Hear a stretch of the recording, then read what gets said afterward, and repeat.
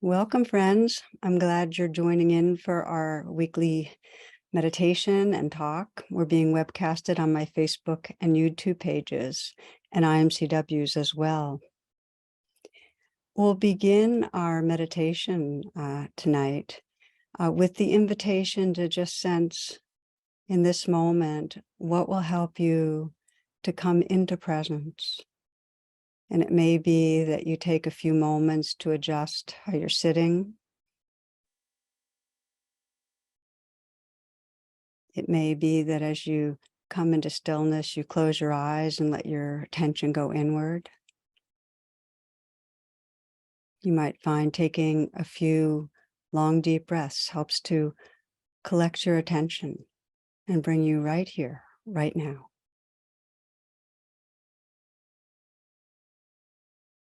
Wherever you are, just take some moments now and find yourself a way of sitting that's comfortable so that you're alert, you're able to stay awake. Usually an upright posture helps with that. And also at ease. And as part of settling, for many it helps to close your eyes and let the attention go inward.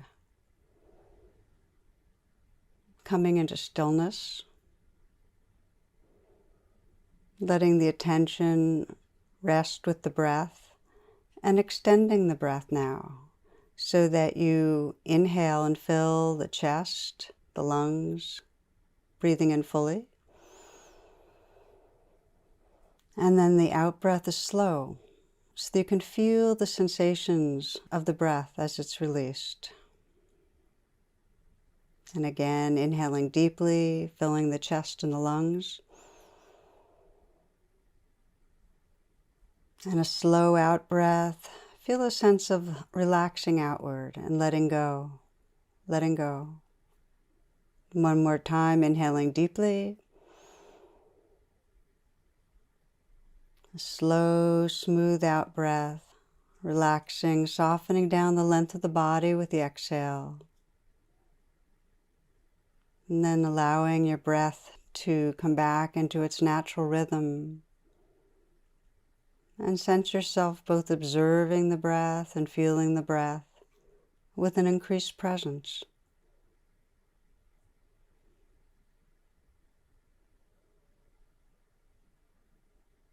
And taking these moments to set your intention for practice. That aspiration to regard whatever arises with a kind, allowing attention.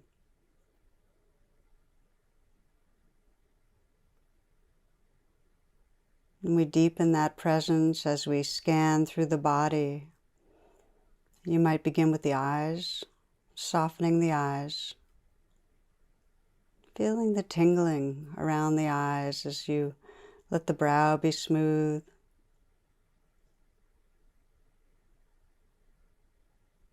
So many micro muscles in that region, and they contract as we're thinking. And as we soften, it helps to wake up from the thoughts. You might bring a slight smile to the lips. That sends a message to the whole nervous system to come into more ease. You might let the tongue fill the lower palate and see if you can relax right down to the root of the tongue.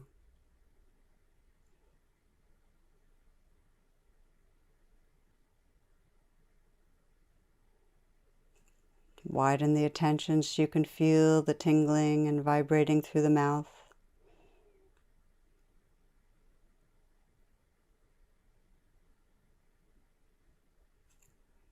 Feel the surface of the skin of the face, scalp and the skull.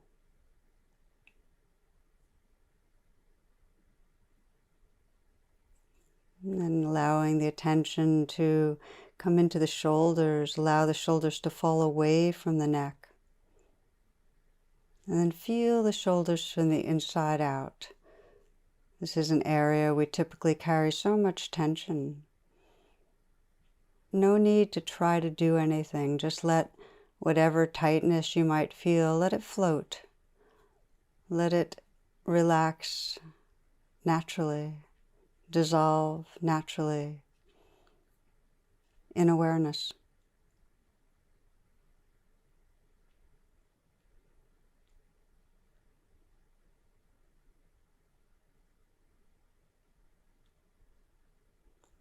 Feeling the hands and making sure they're resting in an easy way, an effortless way. And then softening the hands and softening again and feeling them from the inside out. An intimate, relaxed attention. So just receiving the sensations with awareness.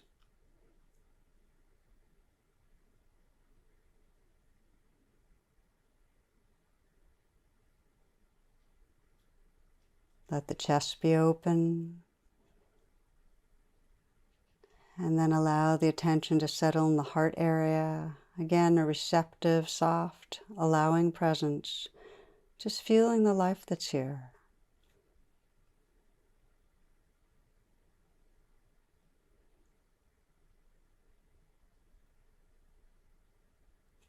Bringing that receptive presence to the back, the upper back. A sense if it's possible to let go just a little. And then the mid-back. Letting the belly soften also. So that this next breath is received by a softening belly. This breath. And now this one. And again. Relaxing down through the lower back and the pelvic region. You might feel the breath receive deep in the torso now. Letting the sensations that arise be received by awareness.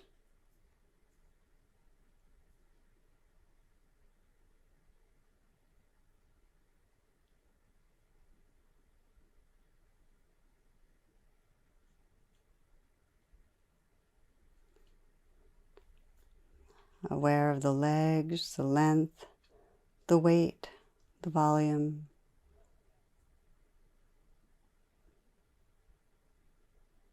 Feeling the feet from the inside out, the tingling, vibrating.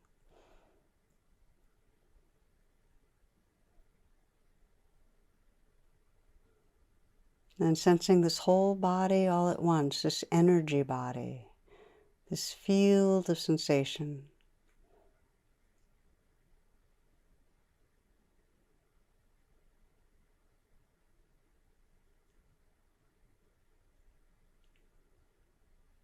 Not opposing anything, not controlling anything.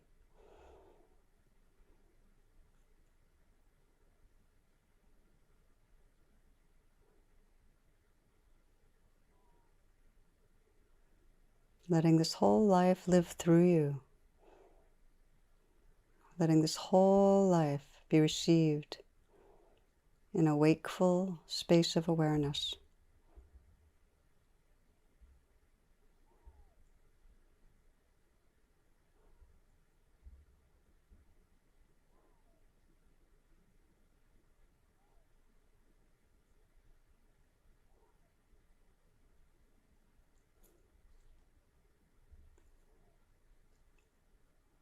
Including in this awareness the sounds that arise and pass.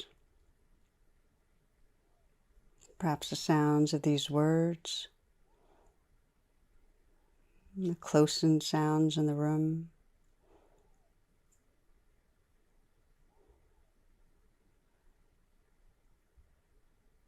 Just letting sounds wash through you. Letting sensations wash through you. Letting this life live through you.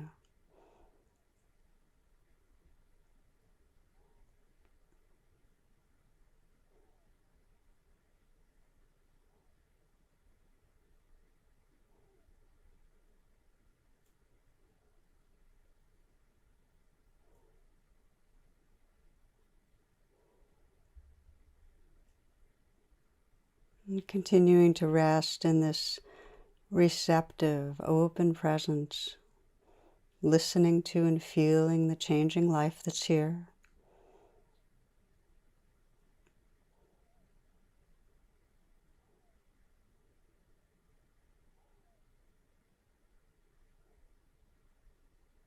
If it helps you to steady the attention by having the breath in the foreground, just to let there be that gentle resting with the inflow and the outflow.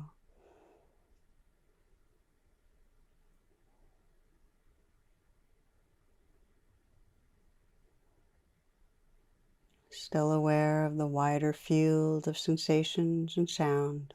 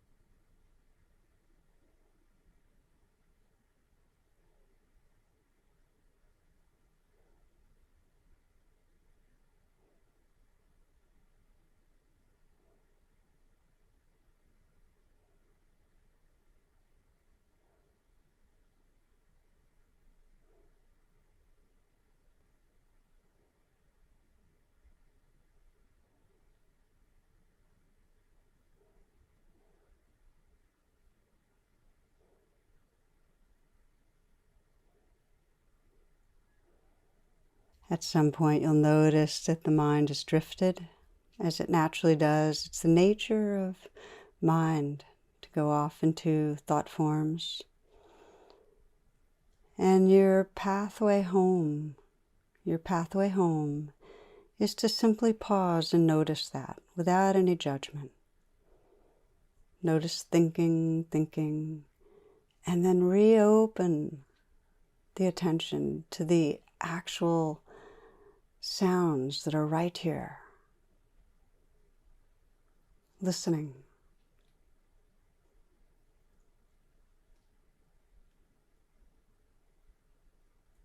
And reopen the senses to the aliveness in the body, perhaps by softening again and loosening a little in the shoulders, softening the hands, and softening the belly, and relaxing the heart. So you can feel the aliveness, and letting this life live through you, and the sounds living through you.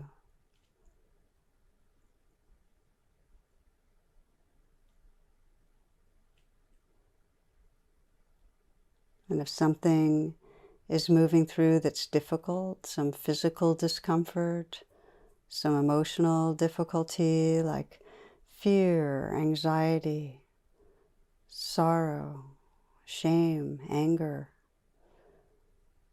then to bring special attention to those waves of experience, to let your intention be to say yes, energetically say yes, allowing whatever waves are arising to belong right here. Let them come, let them go. If it helps as you say yes, you can put your hand on your heart and send some kindness to whatever feels vulnerable, to create more space for the life to live through you.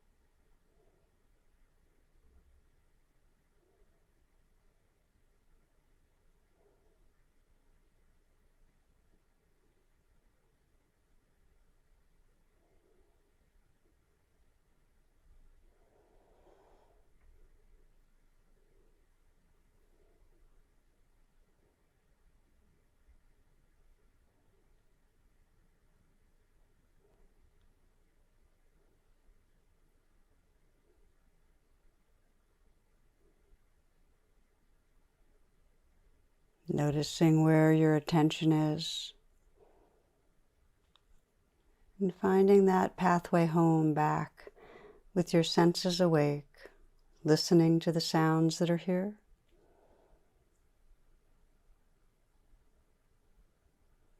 Opening to the sensations, the feelings of the moment.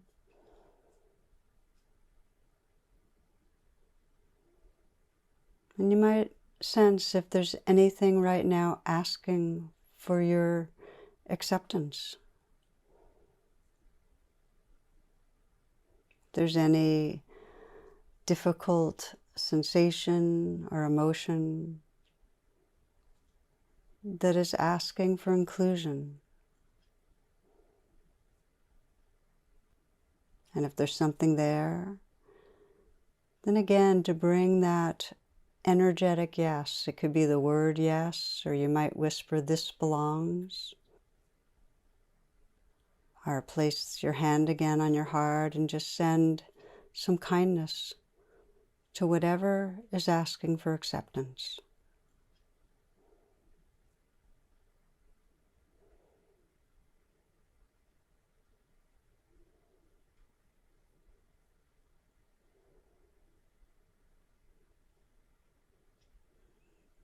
And then widening the attention, sensing who you are and what is here when you're truly saying yes to the moment.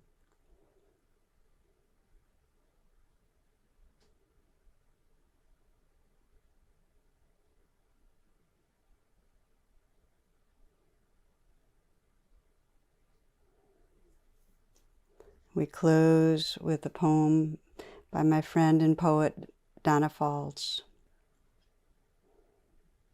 In the shared quiet, an invitation arises like a white dove lifting from a limb and taking flight. Come and live in truth. Take your place in the flow of grace. Draw aside the veil you thought would always separate your heart from love. All you ever longed for is before you in this moment, if you dare draw in a breath and whisper yes.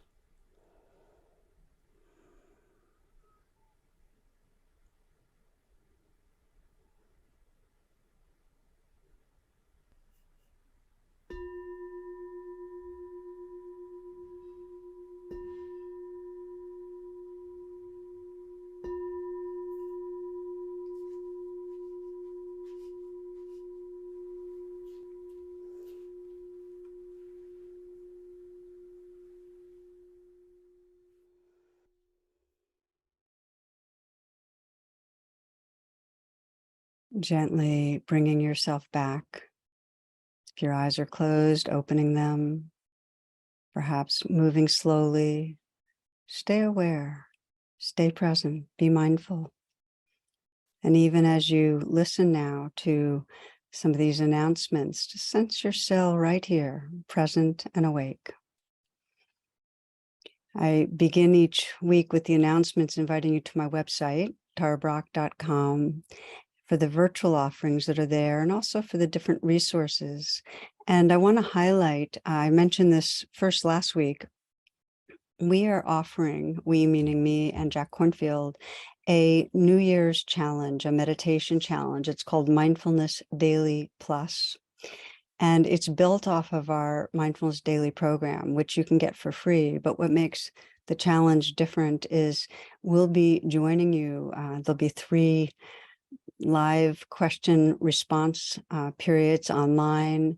There'll be a group community board, and we're offering these different supplemental resources and journaling prompts and so on, so you can really dedicate to establishing a daily practice. It is such a gift to the soul to have a daily practice. And if you already have one, this is an opportunity to refresh and deepen. So I really hope you'll join us. I'm really excited to be doing this, and it will be wonderful to have you with us. I'd like to announce a few of IMCW's offering, which can be found on imcw.org, and they include the affinity groups for this week of women, teens, vegan, Black, Indigenous, and People of Color, Mighty Real, Living Mindfully with Illness Together, and the LGBTQIA+ SIT. Also invite you to stay after the talk tonight and join in the mindful dialogue that our community has, where you get brought into a smaller group, and it's a chance to get to know people and explore how whatever was in the talk, perhaps how it is meaningful in your life, how it's relevant in your life. So I hope you'll join us, and the call-in information is tarabrach.com/class. Also want to mention Dana, which is the Pali word for generosity. We offer the teachings, the practices freely. And in this tradition, whatever you offer in terms of Dana, $10 less, more, really makes a difference and is deeply appreciated. And so you can find the links in the description. So we'll take some moments of silence together, a pause, and then move into this week's offering.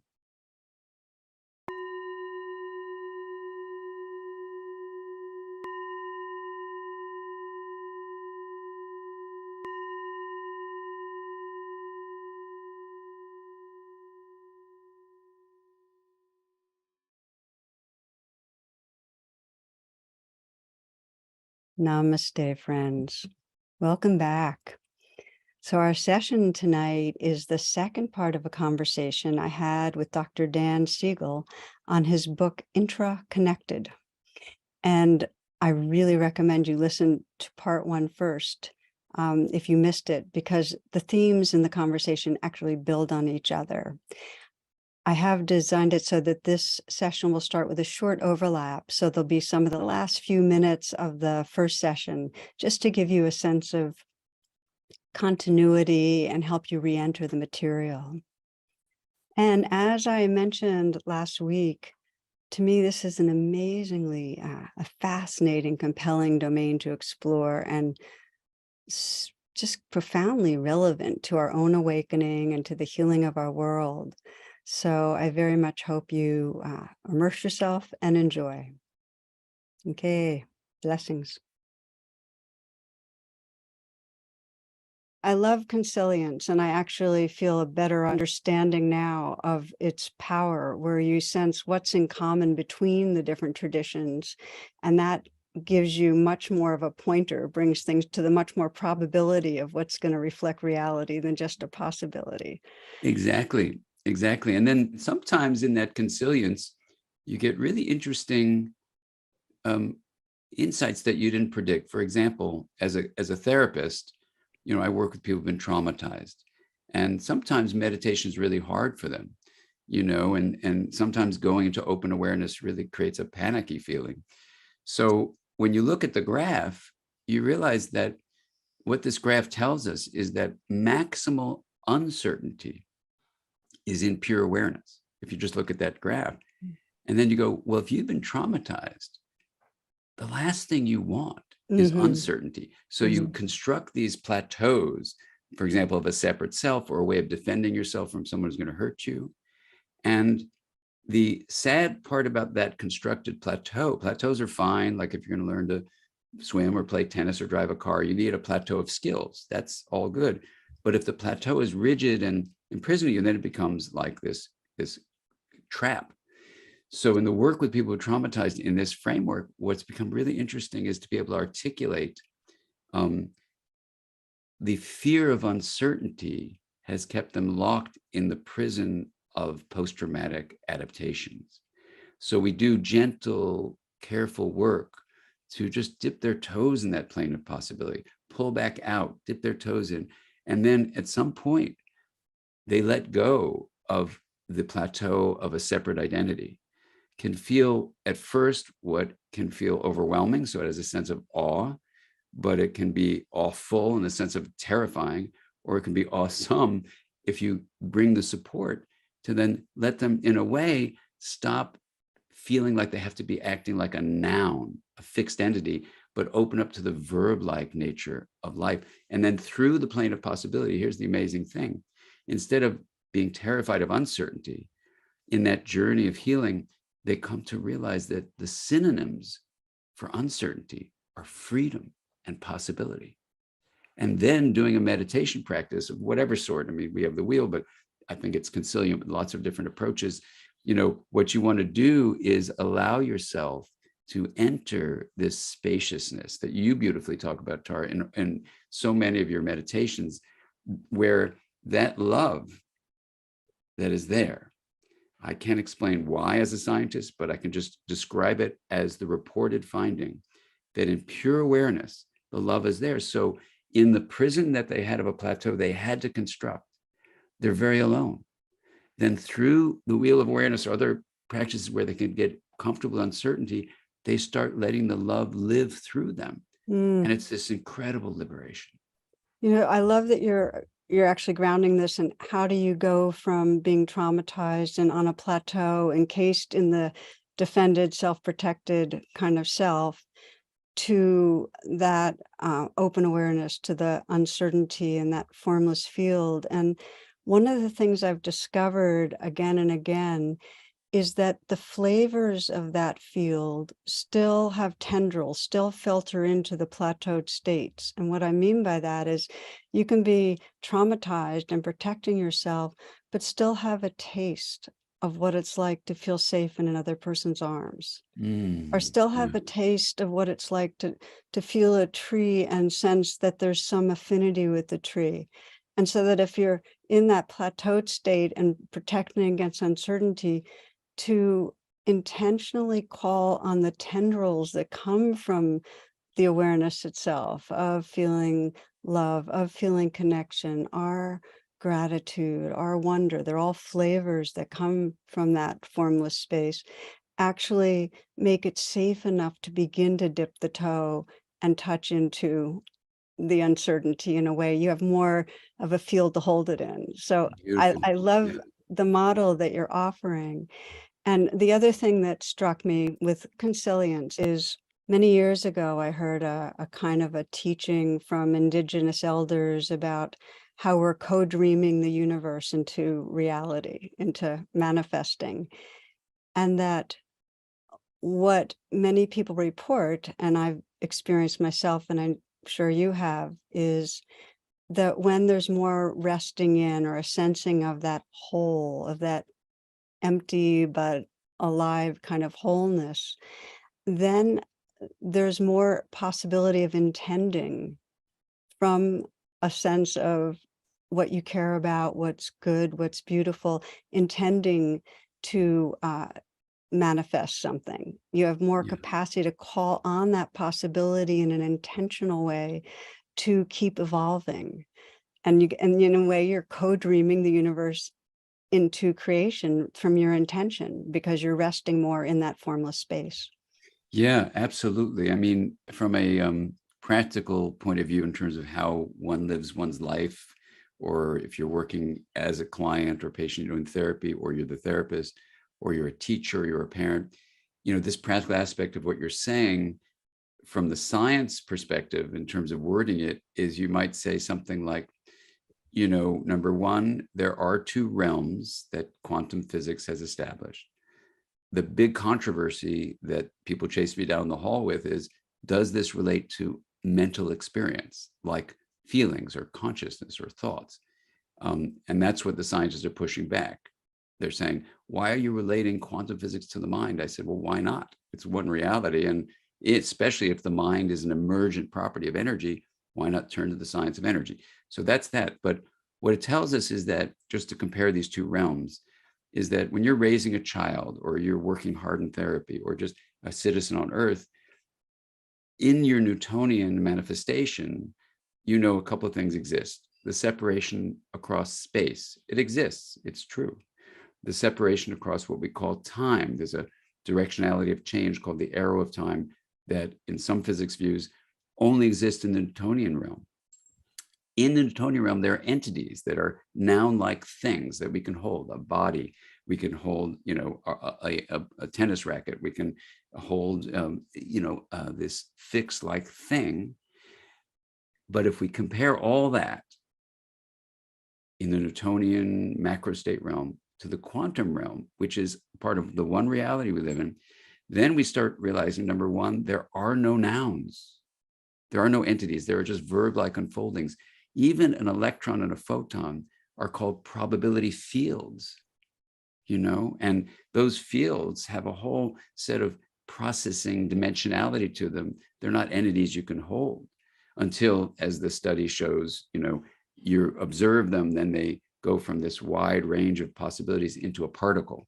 And that's something we can talk about, but that's the observer effect. That's a fascinating issue that hasn't been resolved, why that happens, but that's kind of a part of what you're talking about.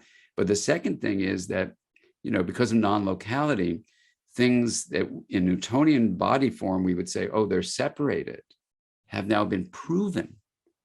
The Nobel Prize given for this. In 2015, a paper called Closing the Final Loophole was published in a very established, peer-reviewed, rigorous physics journal, saying it's no longer a question that at the level of the quantum realm, something that in the Newtonian terms we would say is 5,000 miles away can instantaneously influence something that it's been entangled with or coupled with. Even stars across light years away have been shown to have entanglement. So isn't everything entangled coming from the same Big Bang, so to speak? Well, you could say that, yeah. And the thing is, from a mental side, I've asked people, like, have you had a communication or some signal from a human being who's at least physically separated from you that was so specific, it couldn't have been a coincidence? And about 85% of people say yes. Now, when I was saying this recently to a bunch of computer scientists on a trip I was on, they pushed back and say Isaac Asimov would speak up if he was alive, and he would say, you're wrong. That's not some entanglement and the mind experience it. It's just pure coincidence that all the times you think you're communicating with someone far away, that don't happen. And the few times it does are significant because you think it's something real. It's just a coincidence. So I want to honor their pushback. And at the same time, when you hear the specifics of stuff that I myself have experienced, but other people actually describe, it is so specific, you can't even imagine how that specific image of something happening to someone you love. And it doesn't happen to people you don't love. This is the thing that's interesting. So in terms of this question, is everything entangled? Perhaps it is on some level. They're a matter of degrees. It's a matter of degrees. And so when you really are in a relationship with someone, it may be that what that means is your energy fields have become coupled with each other. And that may be what love is. And maybe that what you're describing earlier, when you drop into that open presence, why this open awareness, this hub of the wheel in that metaphor, why love is the thing, I don't know, but it's like a linking. And maybe love from a scientific point of view really means linking. So when you're really love connected to someone, when you're linked with someone, you're entangled. And then at the realm of the quantum experience, if this is true, because it could be wrong, I want to just emphasize that so no one chases me down a hallway. But if it's right, what it means is that, you have these resonating experiences across spatial separation. And then the time business is amazing. And, when you do just an exercise of from the Big Bang, 13 billion years ago to now, one way of describing it is a kind of space of possibility, which was what reality was. And then once that space had this Big Bang experience, things start emerging from possibility into actualities that we call matter. And then as the matter distributed itself in Newtonian terms across what we call space, then you get the realm of Newtonian where things are really huge expanses. And I know you went your son once to the cosmic journey. And so you see this Newtonian space, but in the realm of the quantum experience, which maybe awareness really is resting in, then it's all connected, like you're saying. And so you can feel your identity. I talk about it in the book as an identity lens. You could say, yes, I have a body. And if I widen that identity lens across space, I'm all living beings. And then if I widen it even further, I'm all of reality. And if I widen it even further, I'm across space. I'm into what in Newtonian terms we call the past, in Newtonian terms we call the future. But in the quantum realm, there's no directionality of change. So there's no time variable in those equations. So then you go, whoa, I'm just on this journey of being. And you go, yeah. And if I drop into awareness, I actually can free myself up from the Newtonian. It's an illusion only if it believes it's the whole story, because you do have a body. So we say the illusion of the separate self, meaning the illusion that the vision of a solo self is the only source of your, I call it a spa, your sensation, perspective, and agency is one way of defining what the self is. So you then take this identity lens and you hugely expand your sensation, perspective, and agency in and out. And then life becomes like this incredibly exciting journey of love.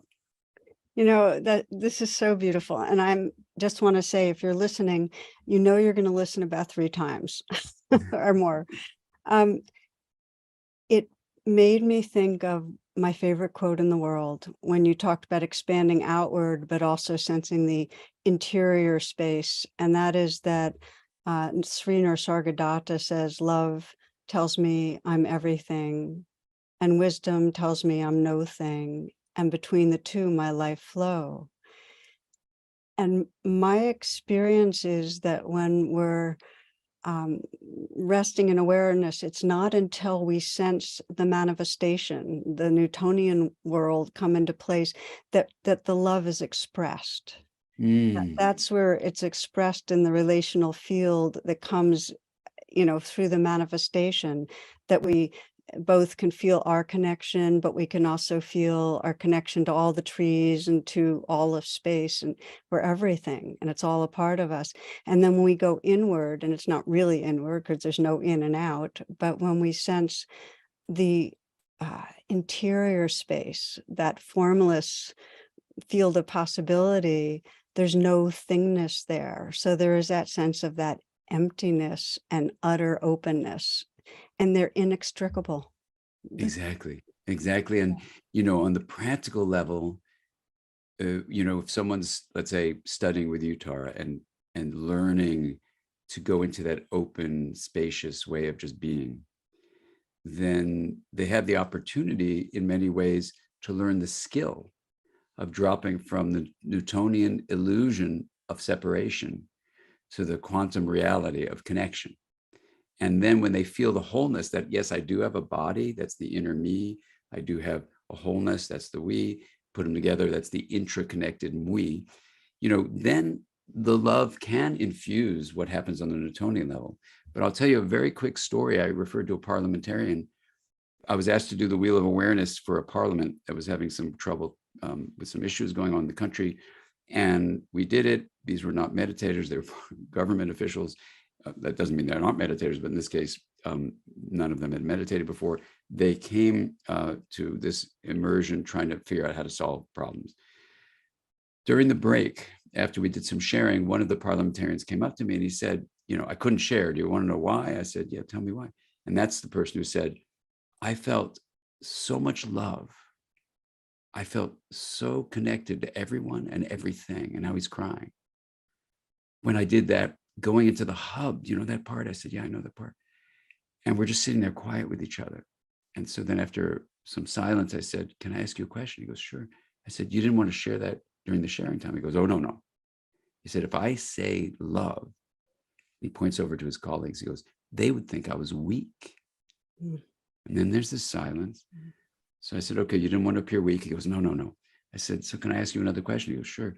I said, so when you're making federal law, are you leaving love out of the reasoning? And his eyes get really, really big. And he starts wagging his finger at me and he runs over to his colleagues. I don't know what they said, but we can only hope they could have the wisdom you're talking about, which is that we express that love through our Newtonian macro state actions that do influence federal policy, local policy, the way we communicate in the family, how we are in a relationship, how we are within ourselves, within the bodily self, So this is where, in that parliamentarian's experience was such a vision of one of the challenges we have, that if pure awareness, in fact, is connection, open awareness, and love, somehow threads of this tapestry of reality, but people are lost in plateaus away from that uncertainty and spaciousness of the verb-like plane of possibility, then those plateaus that you learn, from your parents, from your teachers, from your peers, from society, that tell you you're separate, create this plateau of separation that keeps you from the love and the possibility and freedom of that plane of the open awareness. So I think part of why the work you do, the work contemplative offerings can do in modern culture, is to take this moment in human cultural evolution and say, business as usual is getting us into deep trouble, whether it's racism and social injustice, or polarization and misinformation, or the climate crisis, and we're excessively differentiating ourselves, thinking human beings don't need to be a part of nature. In fact, we don't even define, we say humanity and nature. No, we are nature, but instead we treat Earth like a trash can. Then you say, well, what's the splinter that's getting us to limp in business as usual? So in a way, I think what contemplative practices do, I think what indigenous wisdom is suggesting we do too, and I think what science can support those ancient invitations is to say, let's take off the shoe of modern society. Let's look at what's beneath the sock, and let's look at the sole of your foot in the metaphor, but it's really the soul of the psyche in modern times. And we say, what if it were something as simple as mistaken identity, of saying your identity is just who you are, and take the word self, is the body, or bodies like yours, a plural individuality. And then people who are not like you are kind of the outgroup, or species that are not like you are the outgroup.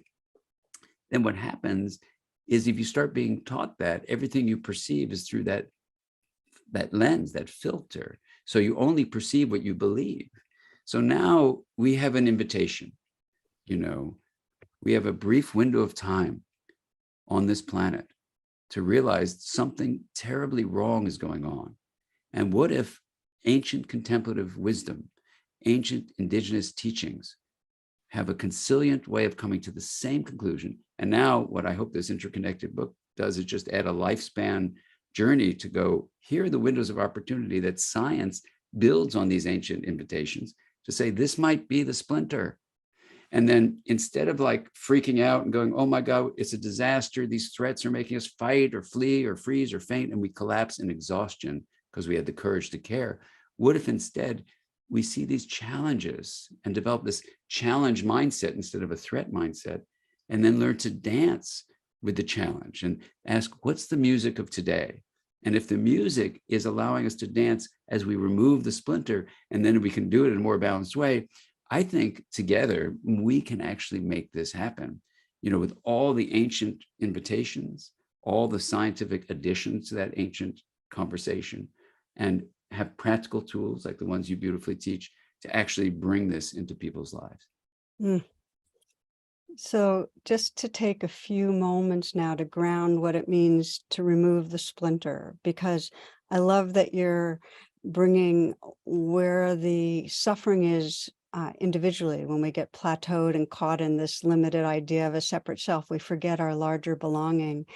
And I would say that points to the core suffering in our world right now, which is the kind of dividedness that keeps us at war and keeps us oppressing, keeps patriarchy there, and really keeps, humans at odds. So to remove the splinter means to take groups of people that get identified. We have such a culture war. If we just take our country right here in the United States, where it's totally Newtonian plateaued groups, and it's getting worse because the more fear and stress there is in the atmosphere, the more people get rigid and tight and identified in the us against the them. So given that one, Dan, we want to say, well, how do we remove the splinter when groups are being fed different information and they have their filters that keep them mistrusting others, having contempt towards others, hostility towards others? And as we know, culture wars turn into real wars, like violent wars. So what I want to pose to you is, if you imagine bringing together two groups that are at odds, and we can say in this country, and this is very stereotyping, but just to say the right and the left, politically, let's say white, Christian, feels like they're being replaced, mistrust others, wants to get rid of, things in the curriculum that might point to racial kind of differentiation, so on.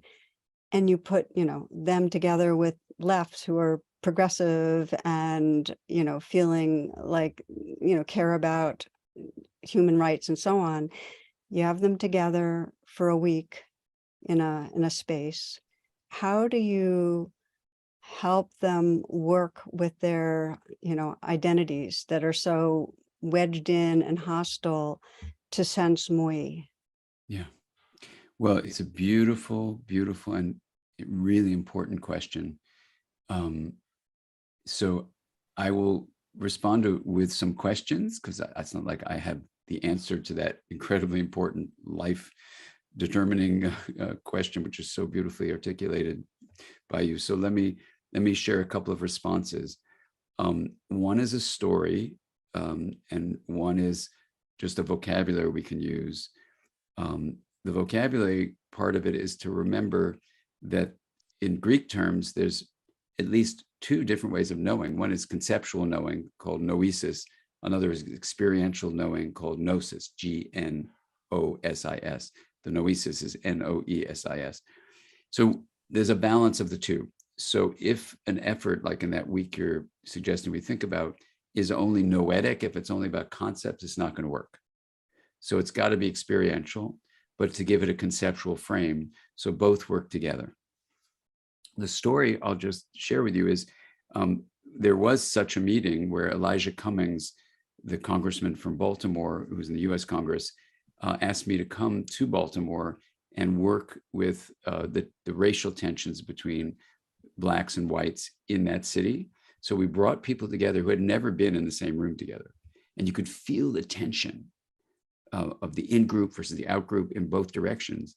So we did the Wheel of Awareness practice as a scientific-based reflective practice that integrates consciousness. And the tension started melting away when people experienced the hub.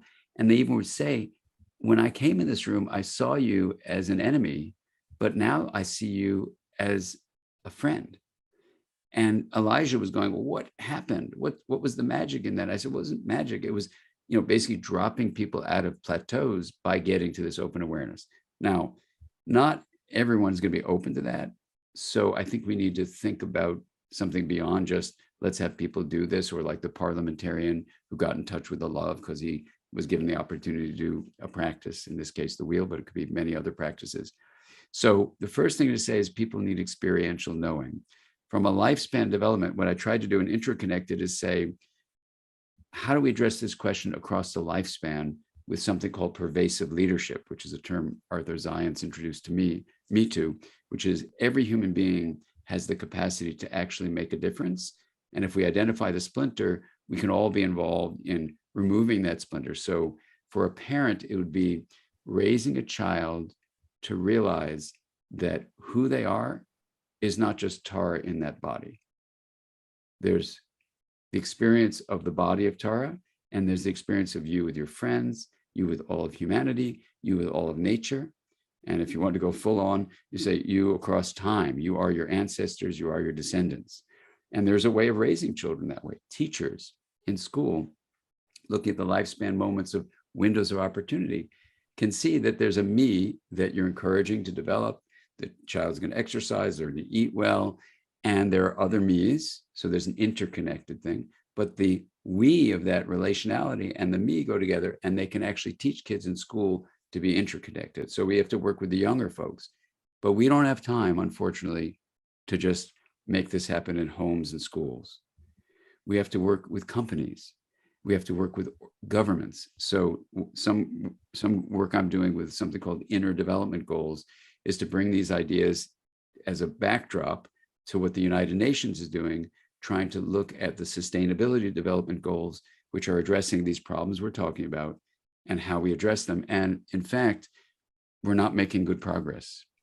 So the Swedish group, the inner development goals, came up with another way of saying what's going on in the mind that's blocking our progress on the planet to try to deal with inequity, to try to deal with poverty, to try to deal with famines, to try to deal with the climate crisis. So my small contribution there is to bring this contemplative, indigenous, and science view that says, a separate self, or even saying the word self is the same as the individual, can start to change things.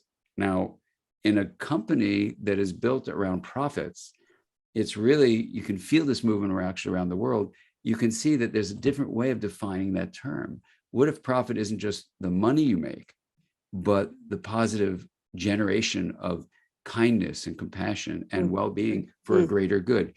So it's a shift that Dacher Keltner in the Greater Good Center at Science Center at UC Berkeley, would also look into the three emotions that you'd want to encourage: awe, gratitude, and compassion, that I know you teach and in the science view are called self-transcendent emotions. But what I said to Dacher was, we got to rename those.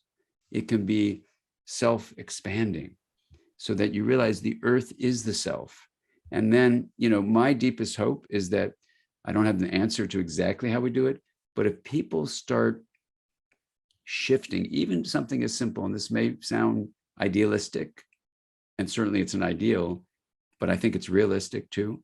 If people start changing how they use the word self and think, I need to work hard to make myself, stronger, healthier, whatever, and they expand that to realize there's an inner self and a relational self, then I think in a pervasive leadership way, people are going to find their ways to dance with the challenges that are here. And there are going to be specific things we could do, like a retreat, like you're saying, bring all sorts of folks in a position of leadership to such a retreat, but we can't bring 8 billion of us to that. But we can start having conversations, one relationship at a time, to start really addressing this issue in a timely way. This isn't something that's going to wait 20, 30 years. This is the decade for us to wake up to the error of the separate solo self and realize that who the self is all of us, or all of us, together. Yeah. And that's not to get rid of the me, but to embrace the we and have them together as we, and this is the time to do it. But having conversations like right now, this is the beginning of saying, this is how we did in our company. This is how we did in our government. I mean, I'm working at the state of California, looking at how we actually enhance belonging here in this state. But other states can do that. You can do it in a community level. There's all sorts of ways that we can just begin. And as Joanna Macy, the wonderful activist for decades, would tell us, we can move towards this great turning with, in her view, a quantum change in consciousness. And this may be literally the quantum change in consciousness we need about who we are. Beautiful. And I love what you're saying. If we're going to have that change, it has to include both the understanding that there's this mistaken sense of self, there's something more that self's included in, and also the experiential. And most people have touched it. It's just that they don't pay attention to it. It's in those moments of wonder and gratitude and feeling connected that they realize, oh, if they looked into the hub, into awareness, there's no solid separate self anymore. In those moments it's more amorphous. And the only thing I'd like to add to what you described, if you brought these two groups together, what you did so beautifully with Elijah Cummings in Baltimore, there's the inner work, like doing the practices you and I are both teaching, of sensing how we're paying attention and then coming into a larger sense of presence. There's also the relational work of what happens in the communication, that there's a training there too on how to pay attention.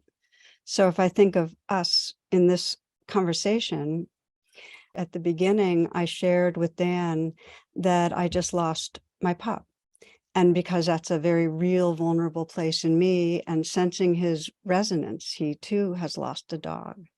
And I'm sure many of you have too. It was like a way of me being vulnerable and real, and something that was bigger than where we might be in our separate Dan and Tara body minds, that immediately created a sense of the moi right here. And then as you've been speaking, I've been really just so appreciating your passion, your clarity, your depth, and how much it offers. And that actually, by looking towards the goodness of what's happening, that too creates more of a field. So I think that when we get groups of others together that have bad othered each other, that really are stuck, there needs to be processes in communicating where what is it we share, where there's vulnerability? What are the values of goodness we see in each other? And to build on that so that there's what William Ury calls the third side. It's like we have the two sides, and then there's a larger space of where we really do share and do care together. And my sense is we have to pay attention to lifespan, and we need to start getting groups of divided others together to find out that how they're interconnected, that it is going to be from a change of consciousness. It's not going to be policy. We need good technology and policy, but it's the consciousness. Now, you've been pointing to me a really powerful tool, which you created, the whole sense of coming into the hub of awareness. And I'm wondering if you can give us a brief taste of the wheel of awareness, because I'm sure that everyone listening that doesn't know of it is curious now. Can you do Sure. that with us? Yeah, I mean, it's possible. I know people who often are part of your community are familiar with meditation, and so we can do it. If you're not, it's hard to just dive in. So I don't like to do like a snippet of it. But I'm just wondering the best way to do this. You can always go to my website, and drdansiegel.com and do the wheel. We've had people just come there and stream it from there. So it's hard to do a brief one because to do the full one is like 25 minutes. But I can just sort of walk you through part of it if you want, and whatever you think, Tara. Either that or some taste in a guided kind of process of what it really is like to expand our sense of who we are. Just some taste. Okay, well, maybe let's do a practice like that. The image of the wheel is helpful in that it lets you realize that awareness, which we put in the hub of this wheel, is distinct from what you're aware of on the rim. And those in turn are distinct from the capacity to direct energy flow, which is called attention, which we see as a metaphor of a singular spoke. So you can determine where your attention goes and stream that into awareness. So why don't we do a way where we're going to combine the two, where we're going to take these metaphors of a rim, which is the thing you're aware of, the object of attention, if you will, the spoke, which is focusing attention, and the hub, which is awareness. Please come and do the full wheel so you can just sink into it. Here, what we'll do is just a practice on intraconnection.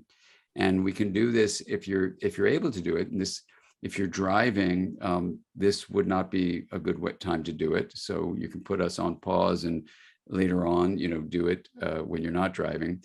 So you really want to be sitting and being able to let your attention go to all sorts of things besides the road in front of you.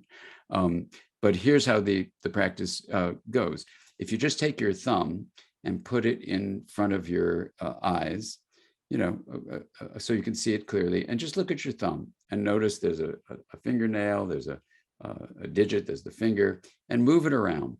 So this thumb has a spa, it has a sensation to it. As you move it, you can feel it.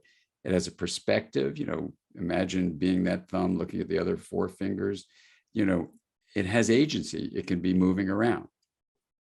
Now, let the other fingers now start to move around. So you're letting your attention go, not just from the thumb, but now to the whole hand, and let the movement of the fingers fill awareness. And you're feeling the sensation, perhaps even imagining the perspective, if you were just the hand, what that would be, right? And it moves around, and there's an agency, you can move this hand around. And if you're someone who's paralyzed and can't be doing the movement part, just let your sense of that experience imagine moving the hand around if you're in bedridden or anything. So just modify what we're doing. Then imagine the whole arm from your shoulder to your elbow to your wrist to the whole hand, and move your arm a bit and just feel that. And just now you're getting the spa of self-experience. So science tells us that these three things are the fundamental elements when we use the word self. And sure, we have a self, and now let's go to the whole body. Then in modern culture, we put the sensation, the perspective, the agency in this body, and now feel the whole body. You can move the body around a little bit. That's for the agency. You have the perspective, looking out from your eyes, hearing from your ears, feeling from your skin. Just sense that now spa of the body. And that's a beautiful thing. And you do have a body. If you're hearing Tara and hearing me, you have a body that's able to hear us. And now let's just feel that body move. That body is really important. And just to use spatial terms, we can use the word inner for an inner spa, an inner subjective experience, an inner perspective, an inner agency, and that's fine. But now we're going to let that sense of identity that's in the body, which is real, we're going to now let it expand.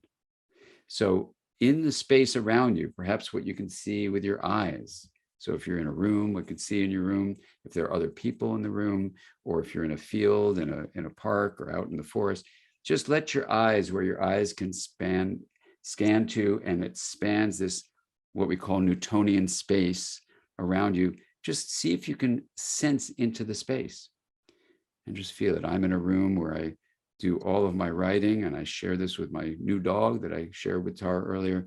We have this space that we call home here, and I can feel the sensation of it, the perspective of this space that you can sense with other spaces outside of it, in quotes, so it has a kind of identity to it. And you can even act on behalf of that space, clean it up, let it be messy, whatever you like to do. I like the mess. So it's my separate space. And now let's see, and sometimes it's helpful to close your eyes for this one. See if you can let the sense of connection within this space expand beyond what you can see with your eyes, to include all human beings now, let's say in your community, all human beings who you don't see with your eyes, you can't hear them, but just see if you can feel that relational field that links you together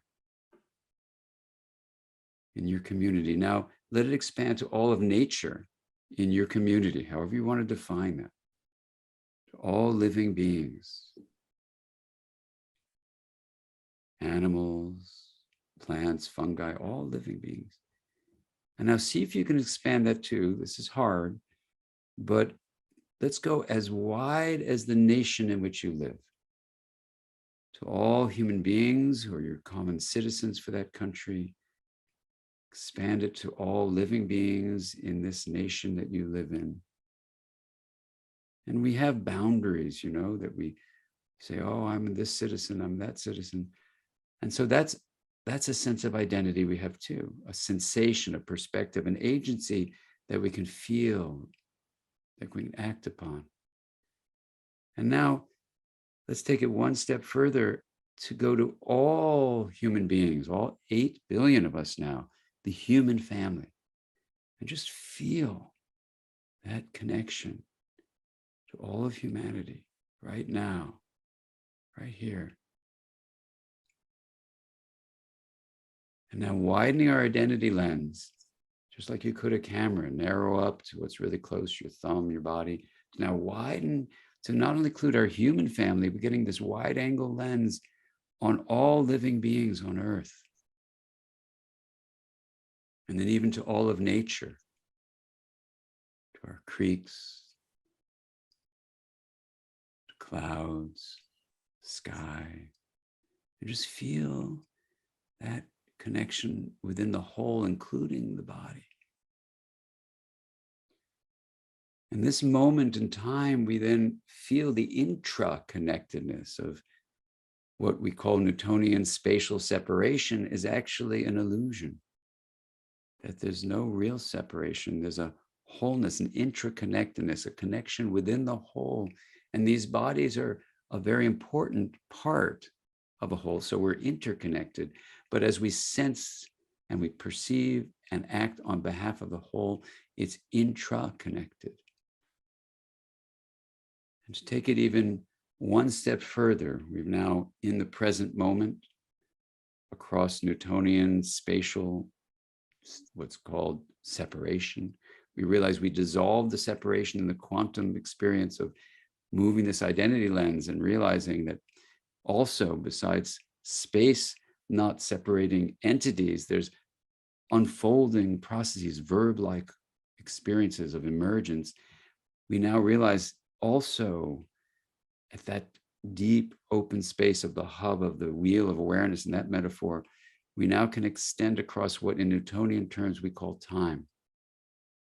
Going back all the way 13 billion years to the Big Bang, when all we were possibility.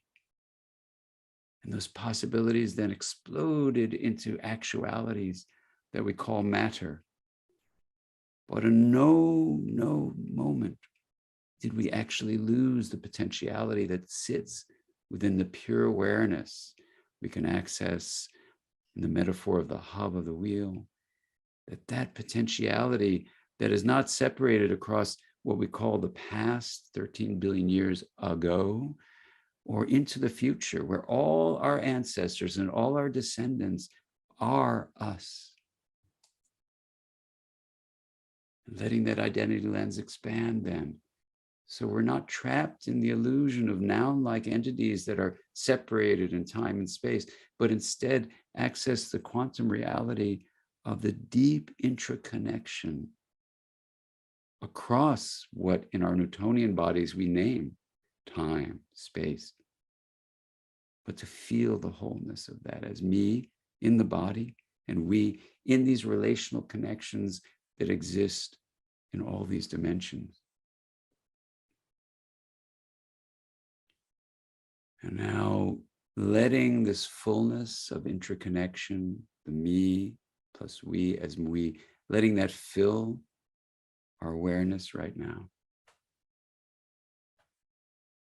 Take a nice, deep, more intentional breath and know that this intraconnected wholeness, this is always available. It's always there.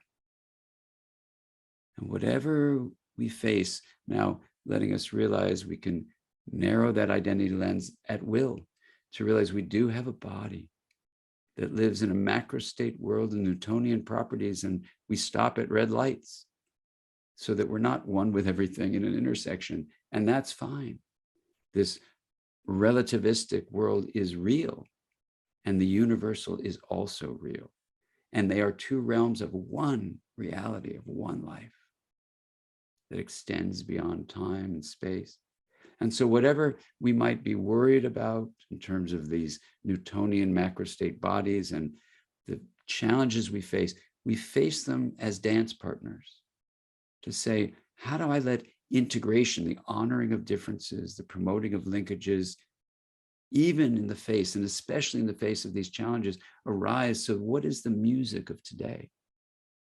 That I will dance with my dance partner, the challenge that pushes us towards the solo self of separation, the illusion that self just means the body, just means the individual. And by opening up from this noun-like mistaken identity of self being just the individual, we realize the self's experience of subjective sensation, the perspective, our point of view, the agency can involve the body, the me, and opens up across dimensions of Newtonian time and space to realize there is a greater whole with the awe, the gratitude, and the compassion that lets us expand what self really means and to feel the calm and ease and access to love and liberate this freedom to explore our deep connections in the interconnected reality of our lives. Now, breathing in all that we've experienced and taking a deep, more intentional breath, we'll let this reflective practice of our identity lens go for now, knowing it is always there, for you to use and adjust it as we move through these days of our lives together.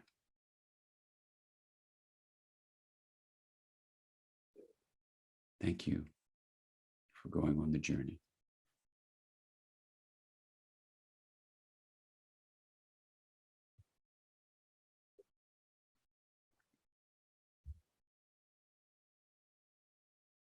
Lots of gratitude to you, Dan. I don't want to add more words to the experience you've just created, but I mostly want to just thank you for being with us, and and take these moments to thank all of you who are joining in, that I trust will find in this ways that give you more freedom and happiness and guide you in helping to bring healing to our world. So blessings. Thank you. Thank you.